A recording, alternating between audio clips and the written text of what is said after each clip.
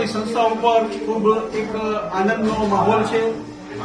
આજે આપણી સંસ્થા ઉપર અલીભાઈ ધારાણી અને એમનો પૂરો પરિવાર આપણી સંસ્થા ઉપર આજે વધાર્યો છે। અને આજે અલીભાઈ તરફથી આપણે જે નવનિર્મિત બિલ્ડિંગ બનાવી રહ્યા છીએ એમાં 4 ફ્લેટનું યોગદાન એમના તરફથી સંસ્થાને મળેલું છે। તો સંસ્થા એમને કેવી લાગી અને સંસ્થા વિશે એમનો શું અભિપ્રાય છે એ આપણે એમના સૌ મુખે સાંભળીએ અને આપણે સૌ ખરેખર અલીભાઈ માટે માલિક પાસે પ્રાર્થના કરીએ છીએ કે એમની તમામ મનની મનોકામનાઓ પૂર્ણ કરે, એમને તંદુરસ્તી પાઠવે, એમના પૂરા પરિવારને ખૂબ ખૂબ અને ખૂબ લાંબુ આયુષ્ય મળે અને એમના વેપાર રોજગારમાં ખાસ એમને માલિક ખૂબ ખૂબ અને ખૂબ બરકત આપે એવી આપણે દિલથી પ્રાર્થના કરીએ છીએ।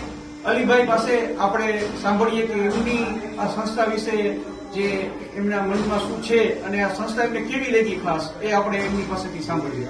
અલીભાઈ।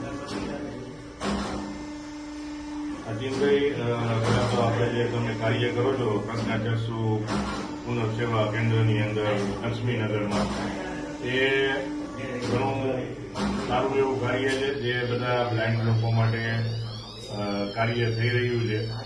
અને એમની જે મેં વિઝિટ કરેલી, આજે નવું યુનિટ અત્યારે બનાવે છે અને જે એમનું જૂનું યુનિટ ચાલુ છે એ જોઈને ઘણું એવું થયું કે ભાઈ મોરબીના અંદર રહેવાથી, જો અમે તો આફ્રિકા રહીએ છીએ છેલ્લા 30 વર્ષથી, પણ એમનું કાર્ય જોઈને ઘણી ખુશી થઈ કે ભાઈ આપણે ક્યાંક ને ક્યાંક આપણો જન્મભૂમિની અંદર જો આવું કોઈ કાર્ય કરતું હોય તેની અંદર આપણે ભાગશાળી થઈએ।